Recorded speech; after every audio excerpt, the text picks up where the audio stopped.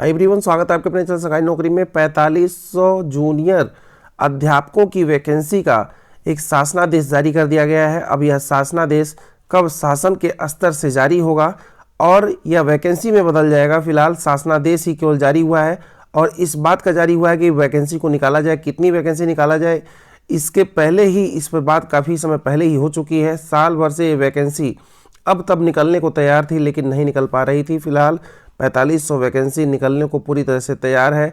यह वैकेंसी किन पोस्ट के लिए होगी उसके बारे में चर्चा कर लेते हैं। तो ये हेड प्रिंसिपल के लिए यानी कि प्राचार्य के लिए ये वैकेंसी निकाली जाएगी और दूसरी वैकेंसी जो निकाली जाएगी वो सहायक अध्यापक के लिए, असिस्टेंट टीचर के लिए निकाली जाएगी और ये वैकेंसी क्लर्क के लिए निकाली जाएगी, क्लर्क पोस्ट के लिए, और ग्रुप डी पोस्ट के लिए भी वैकेंसी को निकाले जाने का प्लान है।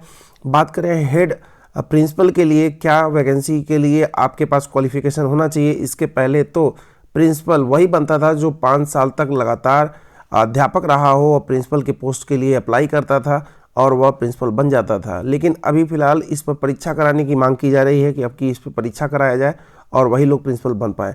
सहायक अध्यापक का तो परीक्षा होता ही होता है।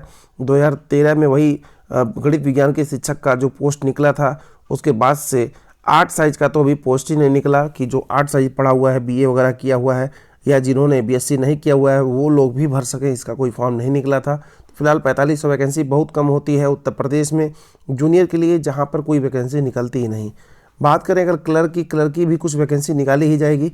कितनी वैकेंसी ये नहीं बताया गया, लेकिन पिछली बार का मैं डेटा उठा रहा हूँ क्लर्क का और ग्रुप डी का।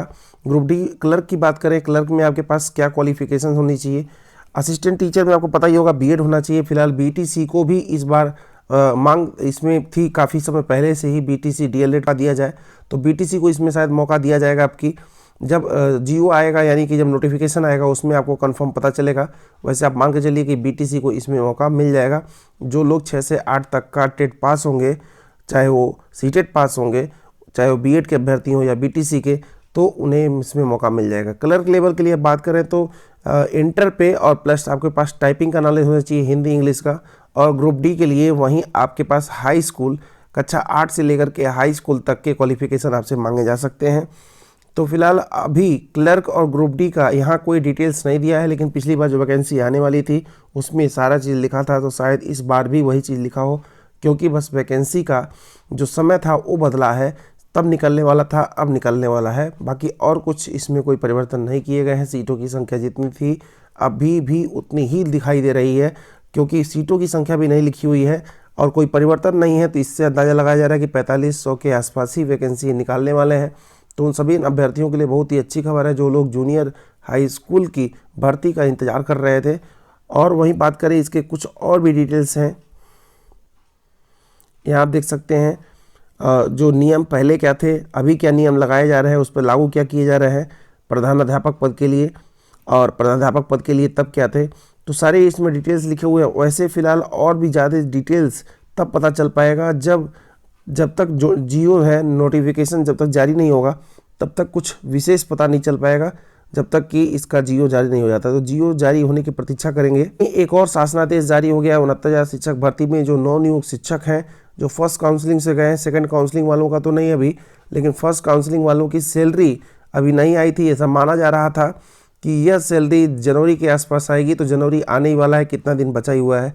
दिसंबर का जो महीना होगा इसी महीने में प्लान बनाया जा रहा है कि सब कुछ डिटेल वगैरह लेकर के जितना भी इनके सर्टिफिकेट वगैरह है सबको सर्टिफाई करके और वैकेंसी में जितने लोग भी सम्मिलित हैं सबका ऐसे डिटेल्स ऐसे वेरिफिकेशन कराया जाएगा।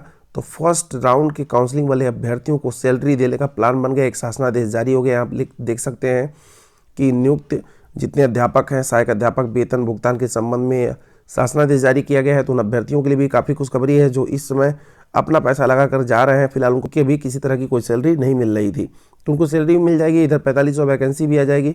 वो लोग भी जरूर पार्टिसिपेट करेंगे जो लोग प्राइमरी में इस समय नवनियुक्त शिक्षक बने हुए हैं। तो फिलहाल अभी के लिए बस इतना ही। धन्यवाद।